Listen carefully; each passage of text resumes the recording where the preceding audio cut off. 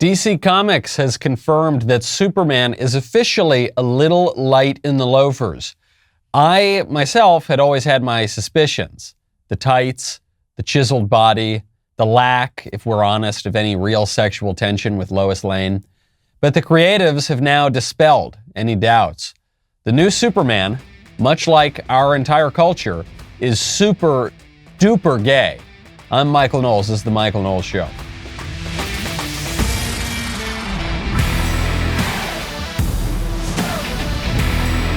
Welcome back to the show. My favorite comment yesterday from G-Man, who says, before exploring space, maybe Kamala should explore the southern border and see it with her own eyes. Yes, that's true. Maybe a little less cringe-inducing performance with the child actors about the wonders of outer space from the vice presidentess, and a little more doing her job when, for instance, she's tasked with the southern border, which practically speaking no longer exists.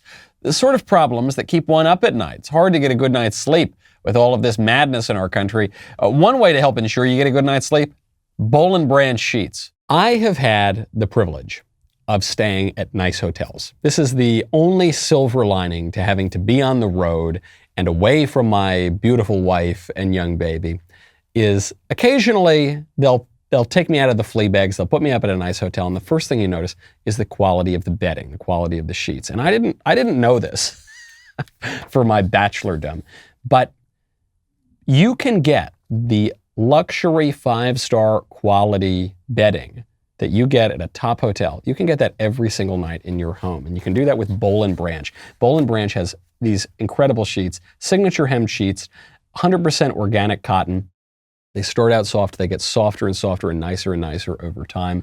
They've got a wonderful sateen weave. There's no middleman between you and Boll and Branch, so you get luxury quality for the fairest price. 30-night worry-free guarantee, but you're gonna love it, so you're not gonna worry about that 30-night guarantee. To experience an entirely new standard of comfort, visit bollandbranch.com. Get 15% off your first set of sheets with promo code Michael. That's B-O-L-L and branch.com, promo code Michael, M-I-C-H-A-E-L.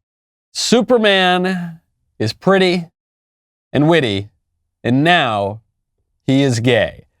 I do not follow the superhero stuff all that closely. I never really read comic books as a kid, and I certainly don't read them now. But according to DC Comics, John Kent, who is the new Superman, he's the son of Clark Kent and Lois Lane, the original Superman and his beard. John Kent is apparently bisexual. This is a very important plot point, of course, for the Man of Steel. He also, in this new comic, will have a love scene with a dude, and the dude has pinkish purple hair and looks a bit on the young side, and they have a gay kiss. But he's not totally gay, he's just like a little bit gay. And it just seems to me, well, I had the same reaction that Blake Masters did. Blake Masters is a Republican Senate candidate in Arizona. And he saw the news, and I don't know if he's a comic book fan or anything, but he retweeted it and he said, not everything has to be gay. This is no offense to people with unusual sexual desires or behaviors or anything like that, but why is everything gay? Especially when June rolls around. June in our liberal liturgical calendar is Pride Month, and for the month of June, at least in the West, you'll notice not in the Middle East or some other places, but in the West, every corporation, every institution, every nonprofit, every person becomes gay for exactly 30 days, and then it stops. And you just think, well, why? Why is that? So Blake Masters says, not everything needs to be gay, but in a way, everything sort of does need to be gay. Because if you're going to insist upon this new moral standard, it's not going to stop at do whatever, you do you. You do you, I'll do me. You follow your lights, but don't impose your views on anyone. That's kind of the libertarian-ish approach. Someone would say a libertine approach to moral philosophy, but it doesn't really stop there, because every single society has to have some vision of what it considers to be the good. It's got to have some standard. This is the thesis of my book, Speechless, Controlling Words, Controlling Minds. And so as standards start to change, they're going to change for all of society. And I don't mean to call out just the LGBT issue here, but this is true of any sort of standard. It is going to pervade the society. And if you think that you can just compartmentalize it and put it in one corner of society, you can't. You're trying for something that never has been and never will be. And you see this shifting, very often opportunistic sort of standard beyond the realm of comic book sexual politics and into the realm of sports. John Gruden, who I'm reliably informed is the head coach, or was the head coach of the Las Vegas Raiders. I'm about as much of a Raiders fan as I am a fan of the Superman comic books. But John Gruden was the head coach, and he just resigned. He resigned under pressure. He had to resign because decade-old, or even more than a decade-old, personal emails, were leaked. And in those emails, he sometimes said politically incorrect things, notably calling the commissioner at the NFL I'll clean up the language a little bit, a wuss, a clueless wuss, which every single person knows that he is. Even I know that. I don't follow football at all, and even I know that Roger Goodell is a clueless wuss, okay? And so this football coach puts that in his emails, private emails. They are leaked a decade or more later. Now he has to resign. And he said other things, and he made insensitive comments, and now he's got to resign. What this is, I think, is bigger than just cancel culture or saying that people should have their private emails protected. You know, I think the angle that most conservatives are focusing on with the John Gruden story is that liberal democracy requires there to be a distinction between the public and the private sphere. And then in the 1970s, the second wave feminists came in and said the personal is political and all your private stuff is actually public now, and we're going to scrutinize all of it, and we're going to hold you to account for things you say at home or who does the dishes or what have you. There's an aspect of that, sure, but this goes a little bit further. And while people are focusing on this comment in one of the emails where he commented on a black player's large lips, and they're saying that he's basically, David Duke because he made some racially insensitive comment. I think the more telling comments are about sexuality and masculinity, where he calls Goodell a big wuss. What we're seeing here is a cultural revolution, one that is aimed specifically at anti-masculinity.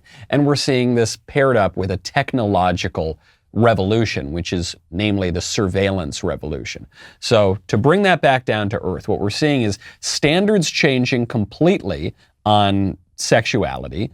And so beyond your sexual desires or your sexual partners. It's even down to what a man is or what a woman is. It's even down to this idea now that masculinity is toxic. In the old standard, masculinity was good. The word virtue itself is related to the word for man, right? And so there was something good at John Wayne, Gary Cooper. I'm reminded of Tony Soprano, a line that would come. We've been talking about Tony Soprano recently because it was Columbus Day. And one of the lines from that show that keeps coming up is, whatever happened to men like Gary Cooper?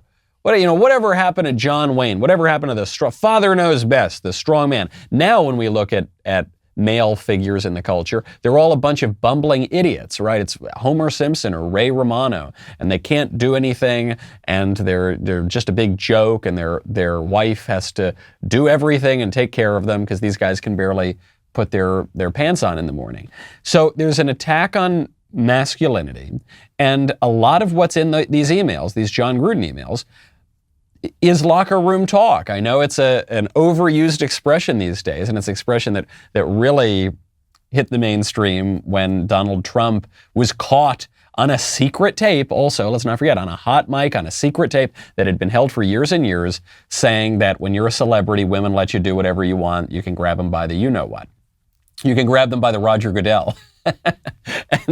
and at the time, a bunch of pearl clutchers said, oh my gosh, Donald Trump is openly advocating for rape. First of all, he's not talking about sexual assault at all. He said they let you do it. So even within the context of his joke, he wasn't joking about that. But second of all, he wasn't being serious. He was joking around. He was having a little locker room talk, a little rough talk, which is the way that men sometimes speak. And when I say sometimes, I mean all men at some point have talked like this.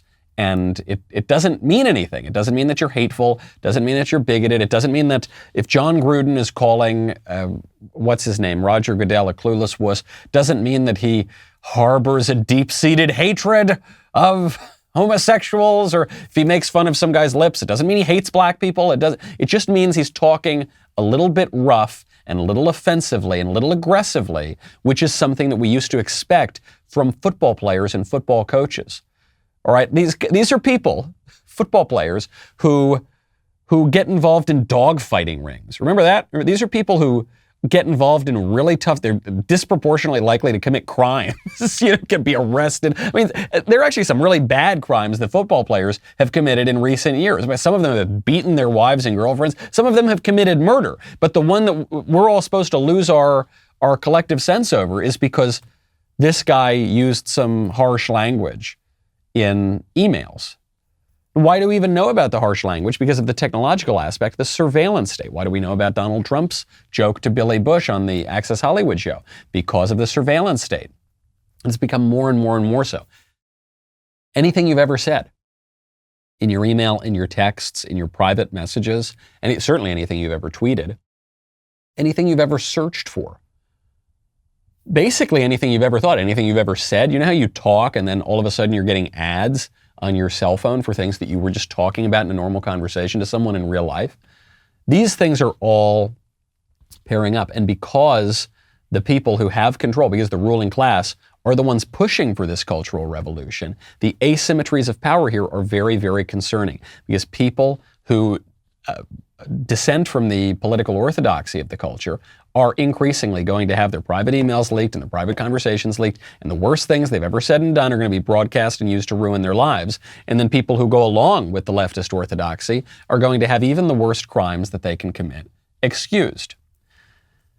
Speaking of gender roles, new announcement from British Airways. British Airways has informed pilots and the cabin crew that they need to stop the hateful language, the hate speech that passengers so often encounter on their airplanes. Do you know what hate speech I'm talking about?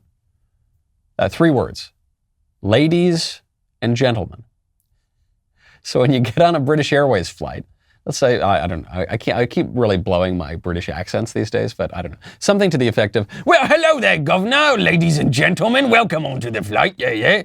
I don't know, I assume I haven't flown British Airways. But they will, it's very nice, very civilized to say, hello, welcome, ladies and gentlemen, welcome to your flight. Please buckle your seatbelt. We'll be serving drinks very shortly. Well, you're not allowed to say that anymore. And this is because they want to promote, quote, diversity and inclusion. According to the Telegraph, the announcement came over the past few weeks, and the pilots and the cabin crews were told to use gender-neutral language. Now, what gender-neutral language are they going to use? You're no longer a lady or a gentleman. Presumably, you can't be called a man or a woman. What are you going to be called? Meatbag? Hey, meatbag. Hey, flesh sack. Hey, what? I don't know, because you're the things that distinguish you, that seem to elevate you above the animals, that you're a lady, that you're a gentleman, at least that you're a man or a woman, those are no longer acceptable. Hey, person. Well, son, though, son is sexist. Hey, per daughter. Hey, per daughter. Is that what you're going to be called? I don't think so. In a way, British Airways is right to do this, because we are no longer a society of ladies and gentlemen. We are increasingly a barbaric society where we don't forget, the word barbarism just comes from this idea of foreigners speaking a language that you don't understand, and they all sound like they're saying bar, bar, bar, bar, bar, bar, bar. That's actually where the word comes from. And increasingly, that's what our society feels like to us. People are saying things that don't mean anything. We don't speak a common language. We don't view ourselves in the world in the same way. And I'm reminded of Edmund Burke. Edmund Burke has that famous line in the Reflections on the Revolution in France. He says, "The age of chivalry is gone, that of sophisters, economists, and calculators has succeeded it, and the glory of Europe is extinguished forever." And he talks specifically about how no more will we have that duty, that sense of loyalty, that proud submission of rank and sex. This idea that would keep an exalted freedom alive, even in servitude itself, that is gone. That actually is gone, and it's too bad. Last night we were at the Ryman. We did a Backstage live show. It was a ton of fun. Thanks to everyone who came out. We had a really, really great time. And someone asked, what's the surest sign that civilization is on the decline? And the question was not to me. It was to someone else. And we were trying to move quickly through these questions. But it seems to me the answer is when men stop holding the door, whether it's the door to a building or the door to a car, or men stop picking up the tab, or when men stop treating women with a special sort of respect, and vice versa for that matter. And the reason for this is that these are the ornamentations of life that represent an entire, developed, sophisticated, serious social system, right? And that kind of care is gone. There is something, I didn't even start doing this until at least in my 20s. There's something nice about a man opening up the car door for a woman. It will delay you.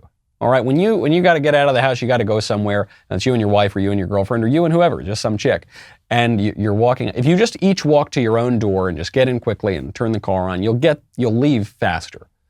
But there's something less dignified. There's something a little utilitarian, a little savage, if you'll allow me the perhaps hyperbole, about that sort of thing.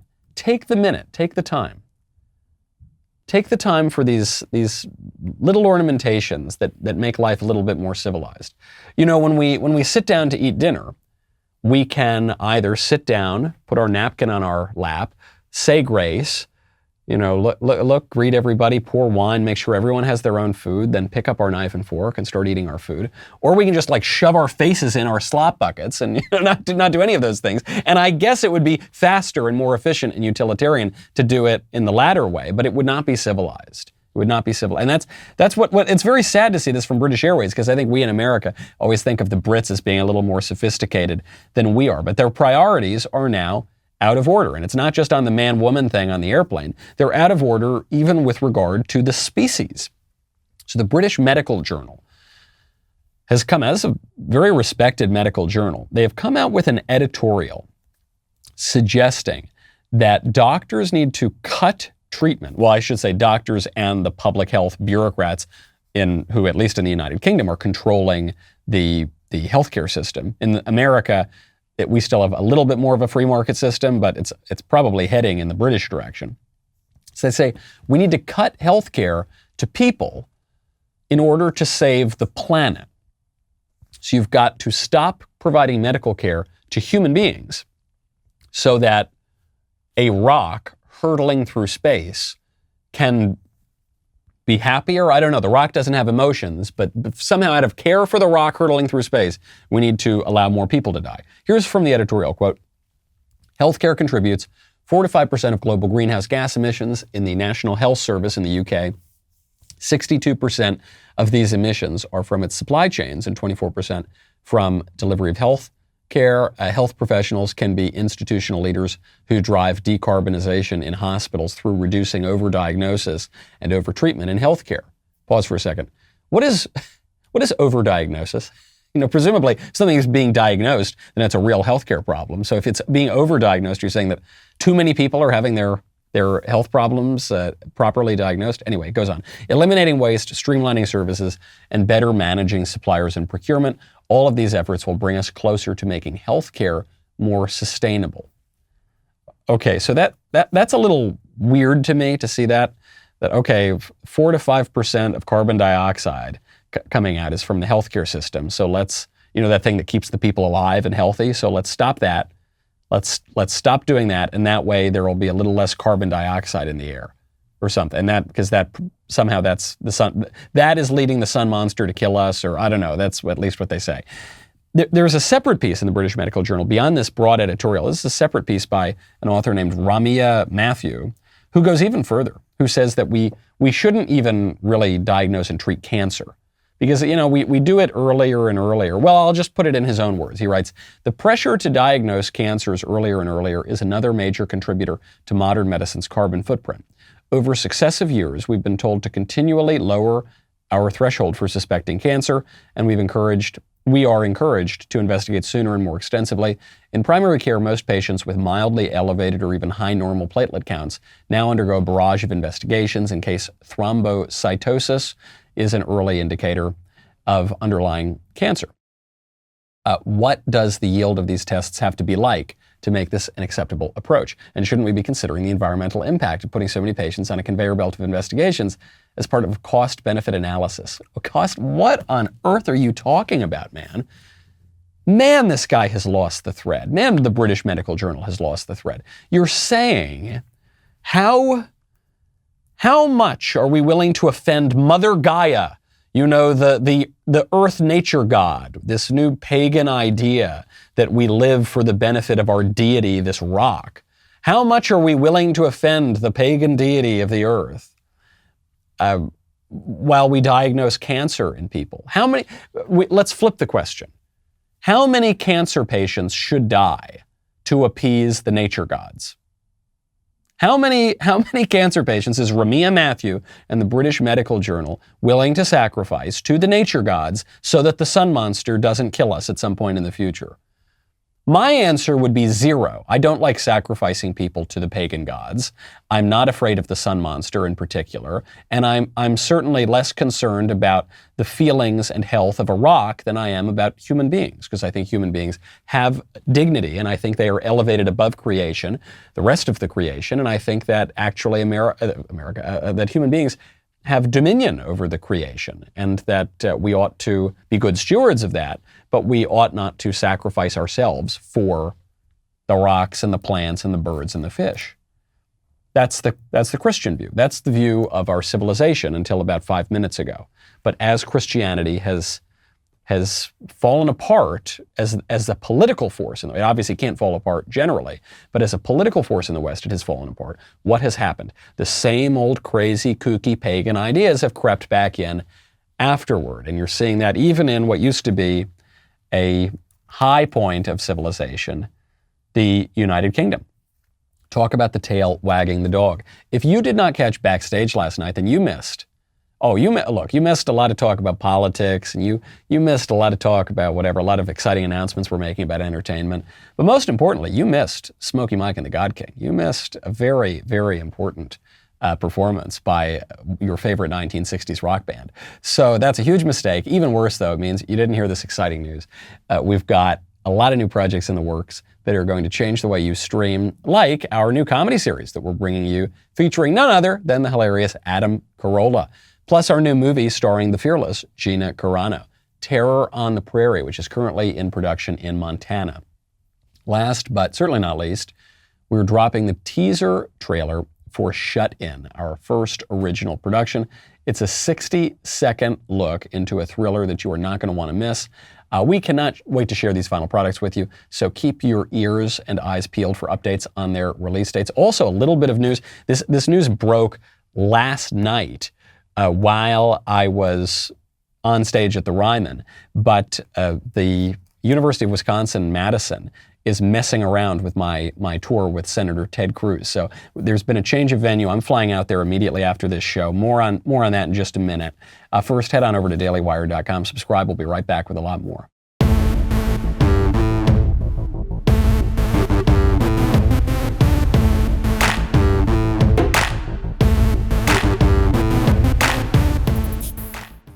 Welcome back to the show.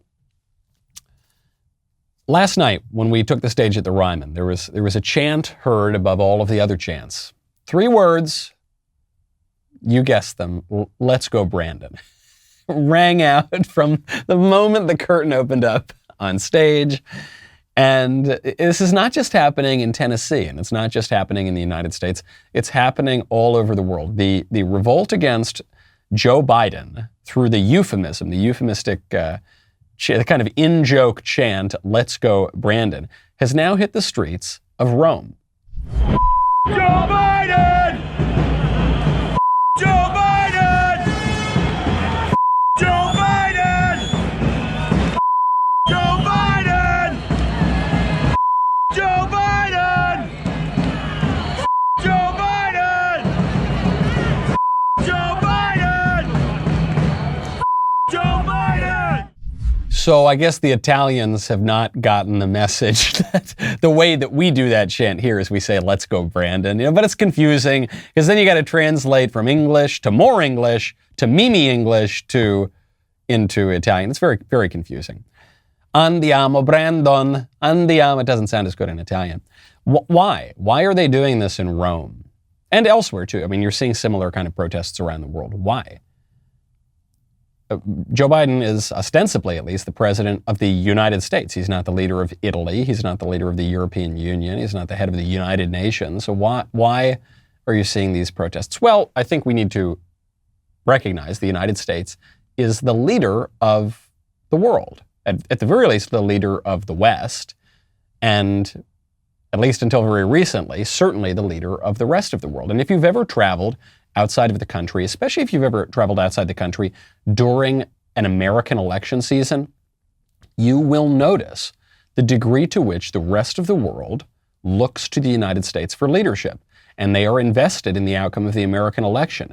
And America really is sort of an empire, at least with a lot of soft power, and that power is projected everywhere in the world. I remember I was traveling in the Middle East during the 2016, right before the 2016 election really kicked into high gear. It was already really up and going. And I was in Beirut, I was in the United Arab Emirates, I was in Dubai and Abu Dhabi, and I was down in Muscat, Oman, I was in India.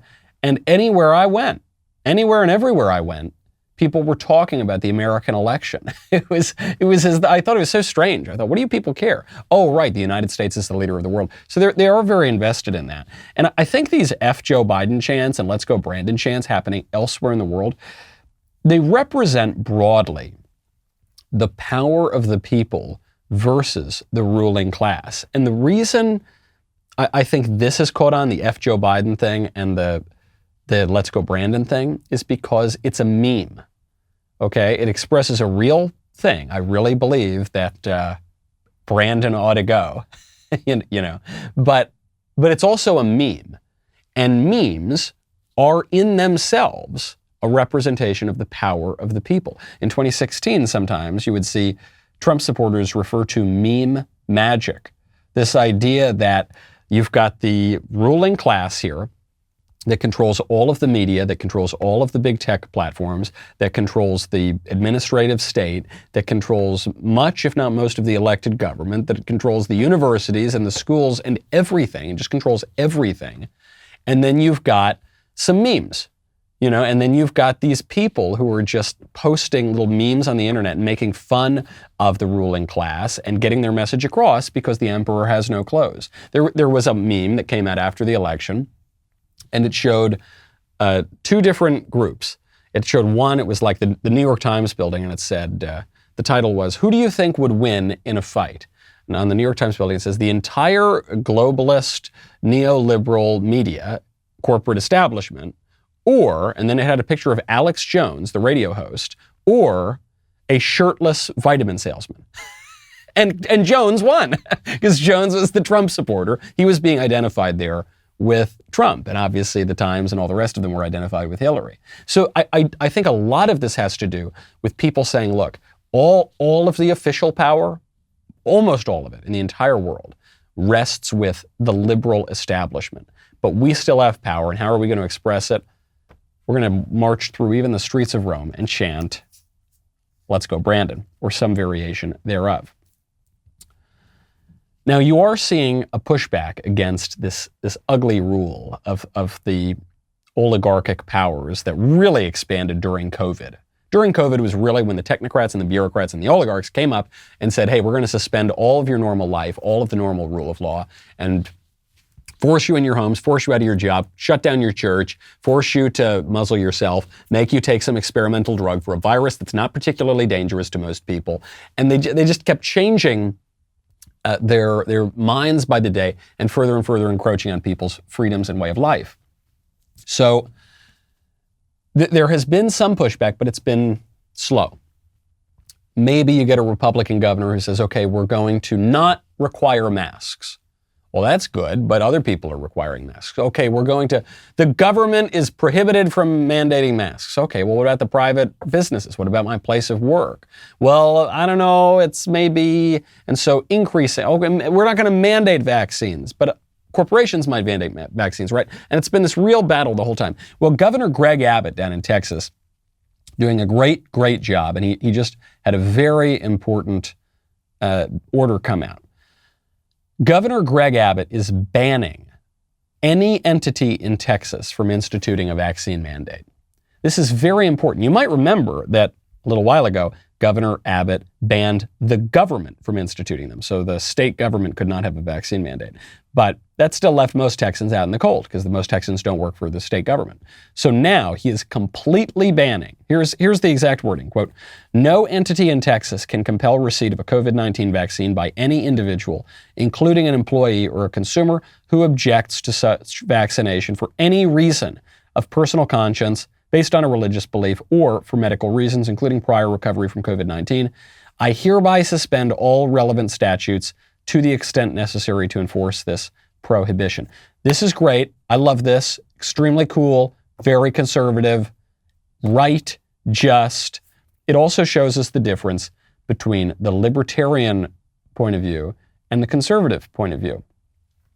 During a lot of the later 20th century, the libertarian and the conservative point of view were identified as being identical, and the libertarian point of view really dominated that. Now I think we're seeing the split a little bit more. And so the libertarian, and you're seeing a lot of neoconservatives and libertarian types objecting to Governor Abbott's decision here. And they're saying this is an affront to liberty. Well, how is it an affront to liberty to say you're not going to have a vaccine mandate? Well, they argue, because the private business should have the right to mandate vaccines. So the government should not infringe on your individual rights, but the private businesses should infringe on your individual rights, and that's the greatest defense of liberty. Now, the libertarian argument here, I think, is just silly. It's like another meme of someone, of that little snake from the Gadsden flag having his head crushed by a big boot, and it's got all the names of corporations on the boot, and the little snake is saying, at least it's not the government. Well, no, if my way of life, if my traditions, if my liberties are being taken away by some woke corporation, that is no better to me than if the government is taking them away. In many cases, it's worse, because I have even less control over the woke corporation than I do over the government. So what Abbott is doing is saying, no, we are not just going to get political power as conservatives and then not use it and let woke corporations do whatever they want. We, as conservatives, are going to win political power and then wield the political power to affect our political vision. There was a big debate that came up last night on Backstage, and it was a debate over secession. Should Texas, for instance, leave the United States? Should the right-wing states secede, or vice versa? Should the Democrat states secede, or should we encourage that, or should we permit that? And it was a big divide. It wasn't usual. I agree with Candace Owens on almost everything. And Matt Walsh and I often agree on a lot of things. But on this one, they were both calling for secession. And I was more in line with what Drew, Ben, and Jeremy were saying. Namely, first of all, secession is going to involve a civil war, and I don't think we ought to clamor, at least, for, if a war comes, I guess we have to deal with it, but I don't think we should be clamoring for it. But furthermore, it just seems to me that although there are many stalwart, strong, tough conservatives, like my friends who were on stage last night, who are more open to the idea of a Texit or a Calexit or a secession, I actually think it's kind of the lib answer here. Meaning, why would I allow half of my country just to go away and become a lib dystopia and kill a zillion babies and, wave the rainbow flag of the liberal empire and rend my country in two? Why would I do that when the alternative is just winning back political power in my own country and prohibiting the left from pursuing their radical, destructive agenda? Why can't we just stop them? Right? The secession argument seems to me to be a little bit of a you do you kind of argument. Well, okay, I have no right to tell people in California that they can't mutilate children's genitals and kill babies and do all sorts of great.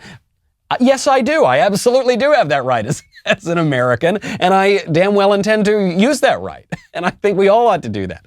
Well, it's if people want to teach critical race theory in schools in New York, you can have no right to talk about that. If they want to burn the American flag in some godforsaken left-wing state, then that's their right. I don't think it's their right. I don't think they have the right to do that. And if they do happen to have the right today, I think we ought to take that right away, because I don't think that's a good right at all to permit in this country. And I think it'll lead to national destruction. And I don't think great nations continue to grow and flourish by dividing themselves into ever smaller bits. Absolutely not. No way. You know, we're seeing this speech issue happening right now, and it relates to COVID. I am flying out moments after I wrap this show today to Wisconsin with my friend Ted Cruz, and we are going to be doing a Verdict live show in conjunction with Young America's Foundation at the University of Wisconsin-Madison. This is a very left-wing school, and we had a feeling that there would be some shenanigans, and there are. The school is demanding that we mask for the event. Now, I'm not just saying they're demanding that the audience masks. I hate that to begin with, and I think that people should basically just avoid that stupid mandate altogether. But no. They wanted me and Cruz to mask on stage during the event. So we're going to be on stage, on camera, saying, and that's going to be the event. And so in recent years, there have been many attempts to stifle conservative speech on campus. In this case, they'd just be basically taping our mouths shut. So we said, well, hold it, you can't expect the speakers, certainly not the speakers, to muzzle themselves. They said, no, that's the rule. And so you look, and there is a rule. Now, there's an exemption for education-related arts performances. It would seem to me that a very popular podcast with a sitting U.S. senator would count as such, but UW-Madison doesn't want to do that because they hate our show and they hate conservatives being able to speak, and so they just want to shut us up. They've given exemptions to liberal speeches, but they don't want to give an exemption to ours. So the libertarian point of view, I think, would be, well, okay, what can we do? It's UMadison, let them do whatever they want. My conservative point of view is, no way. We're going to figure out a workaround for this speech today. But in the future, I think what we need to do is go in, take political power back, fire these administrators, change the rules, and transform that culture and transform that institution back towards something resembling a coherent, good American educational institution. More people have died from coronavirus in 2021 than died in 2020. You might see some conservatives mentioning this on Twitter. You're certainly not going to see this from the establishment media. But why does it matter? You know, I've always thought that the death statistics that have been seriously manipulated from the very beginning of the epidemic, to the point that anyone who died with COVID was counted as dying of COVID. You know, the median and average age of a COVID death in the United States have been north of 80 from the beginning, and they've been higher than the average life expectancy in the United States. But we're never allowed to take that into account or suggest that might tell us something about the meaning of these numbers. We even saw in some cases people who died in a car wreck. If they died with the coronavirus, it was called a COVID death. If someone could get shot in the head, and then if they died with coronavirus, then they were counted as a COVID death. And you had public health officials telling us that. But because there was a political incentive to inflate these numbers, that's the way the statistics were counted.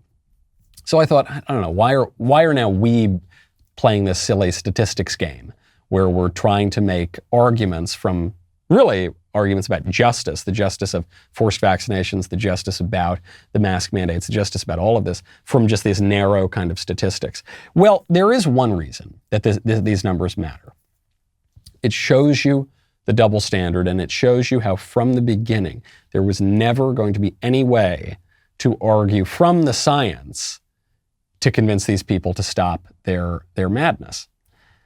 When people were dying under Trump, under the Trump administration, when people were dying of COVID, notably in Democrat states, California did very poorly on the virus, and New York did the worst of all on the virus. New Jersey did pretty bad too.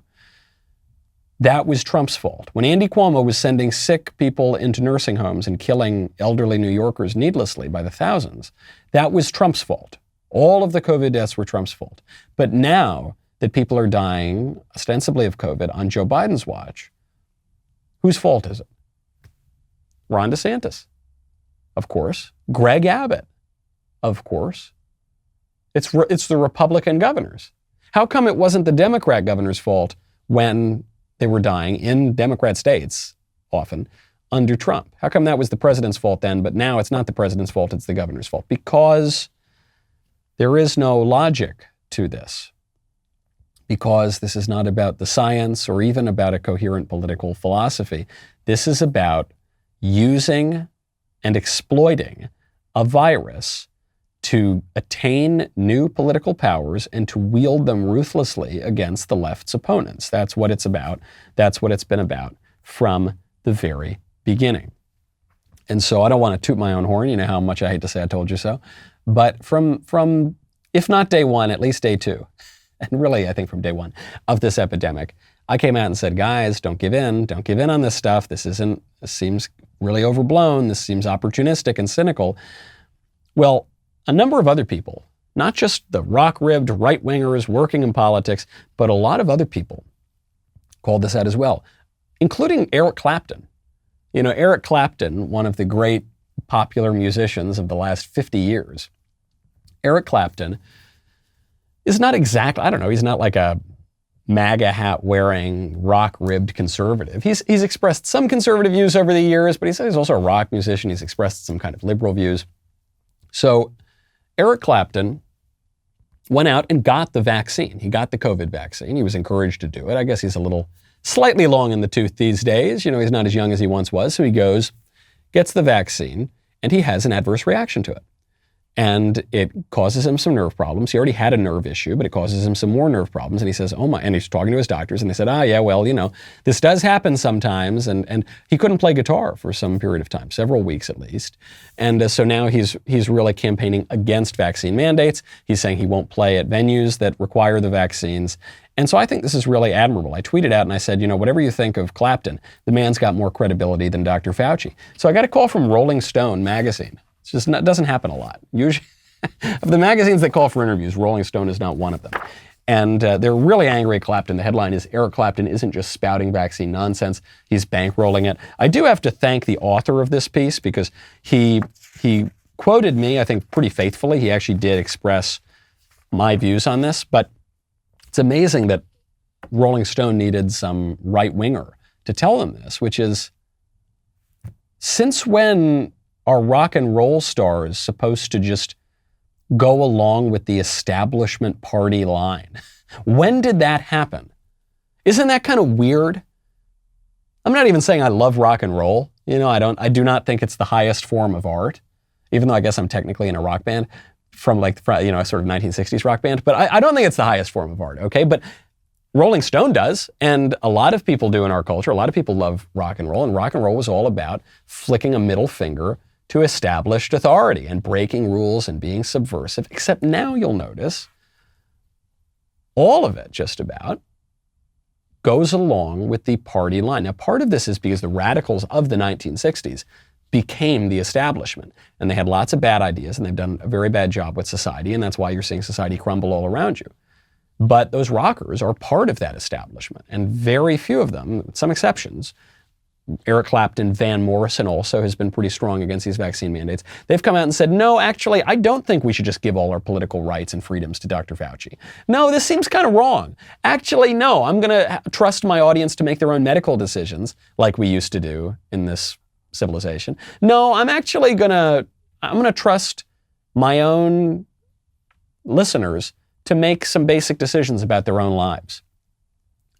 That is, I think, the greatest evidence of all that our ruling class, our ruling elite, our ruling establishment has transformed radically. And so if we are going to undo that, I don't think we need to grow our hair out or get a ton of like rock tattoos or anything like that, do a bunch of drugs. Probably we shouldn't do any of those things. But What we are going to have to do is question that ruling establishment. We're going to have to subvert it in creative ways. And we're going to have to take a very long path, just like it did for the radicals of the 60s, a years, decades long path to gradually but steadily attain political power and wield it and have the courage to wield it. I'm Michael Knowles. This is The Michael Knowles Show. See you up in Wisconsin tonight.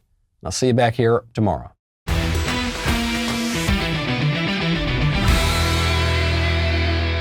The Michael Knowles Show is produced by Ben Davies.